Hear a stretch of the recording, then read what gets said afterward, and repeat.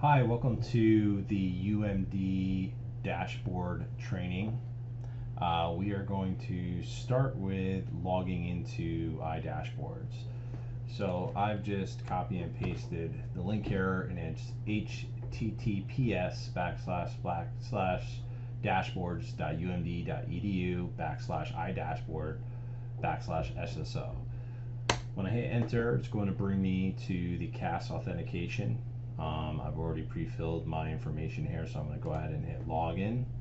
It's going to send out a request to my Duo Mobile, which I will confirm as it comes through on my phone here. Once I approve the request, it'll bring me through just like the other CAS authenticated applications on campus. From here, I'm going to be asked to enable Flash. At this time, iDashboards works best on a Flash instance, so I'm going to click this enable or install the Flash plugin. Just click on the button and then click allow here. Now I'm using Google Chrome as my browser as a reference point. When I log in, I have full access, so I can see all the different categories available. But for the rest of you who log in, you're going to see just this one category called UMD Dashboards. I'm going to click on the drop down and I'll see UMD Dashboard Launcher.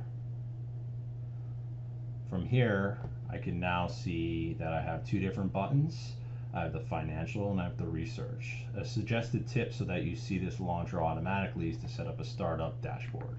So go ahead down here, you can click on menu and you can go to startup dashboard right here. Click on startup dashboard, and from here I can search out to the categories. Again, you will not have all of these categories. You should see just the UMD dashboards. You'll see all the dashboards available under that category, UMD dashboards, but for this we're just going to select the UMD dashboard launcher and then hit OK.